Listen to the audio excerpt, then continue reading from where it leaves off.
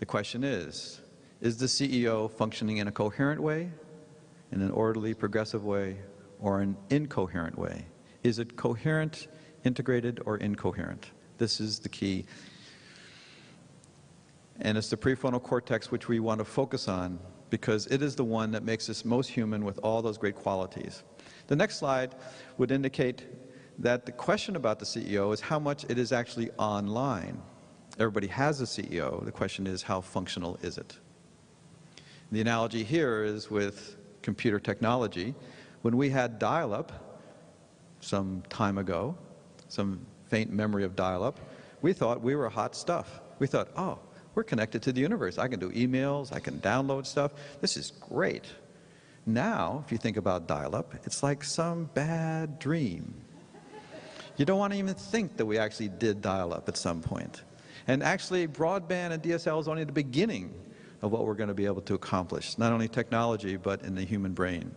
So the question is, being online is a relative consideration. How much online is a consideration? And of course, it takes about 25 years under the best circumstances to get anybody's CEO online. And those 25 years are those precious years that education has to help that happen. And if you ask your students, what are the responsibilities of their CEO? What are your responsibilities of your CEO? They fall into these categories. Your prefrontal cortex, your CEO, is your sense of self. It means, are your students awake? Do they have self-confidence? Do they have self-esteem? Is somebody in your classroom ready and willing to listen to you? What about the values? Prefrontal cortex structures your values. What are the values of the child? Does it care to be in classroom? Does it think is any worthwhile time being spent in the classroom? Or is he dreaming and daydreaming about after school? Once you have values structured by your CEO, what are the motivations? Will the child participate in your lesson plan? Is he motivated to actually engage the knowledge that you've prepared for him or her? And then decision making. In class, we keep structuring opportunities to make decisions. And as the CEO comes more and more online, those decisions become more mature and more comprehensive and more life-supporting and less risky. And then finally, self-control. A 2-year-old has very little self-control, but most of us outgrow that. And as we do outgrow that, we become less impulsive, less reactive, more thoughtful, more comprehensive in our ability to take what we want and move forward with it. Meditation, transcendental meditation, has been shown by basic research and research done in academic and educational institutions to give rise to a very simple, deep, profound, coherent experience for anybody. And that gives rise to a coherent CEO, which in turn will automatically create a more coherent pattern of thinking and behavior. Whatever you put into the system is what you will get out of the system. If you put coherence and orderliness into the brain and its experiencing function, you will get that out in the classroom. So 10 minutes of meditation in the early morning create a liveliness in the brain fabric that when the child now sits in the class afterwards, they will be more available to learn. Stress, unfortunately, takes the CEO offline. Stress and accumulative stress from many sources actually dumbs us down. Stress takes us more and more offline. Alcohol is one of the most powerful ways our society has developed to handle that growing stress. Kids from the age of 3rd grade and onwards have considerable use of alcohol.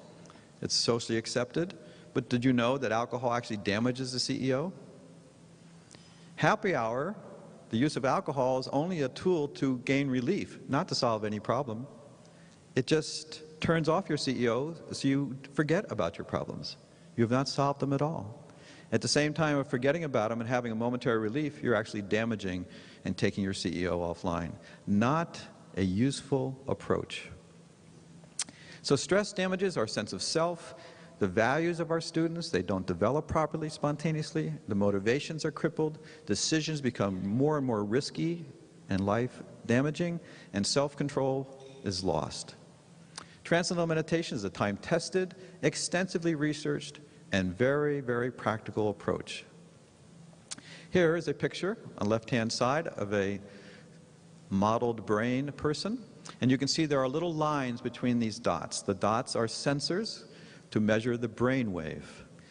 The intensity of the color, red in this case, is an indication of how coupled or coherent or integrated one area is with another area, either nearby or at a distance.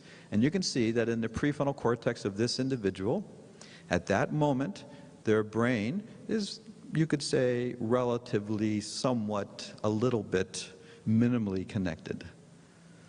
However, if that individual was to practice the Transcendental Meditation technique, 40 years of research now demonstrate a remarkable shift from a lack of coherence to very high, sustainable, and beneficial levels of EEG coherence, not only in the prefrontal cortex, our CEO, the CEO of every child, but throughout the entire brain, total brain functioning for total creative potential development. And here is a summary.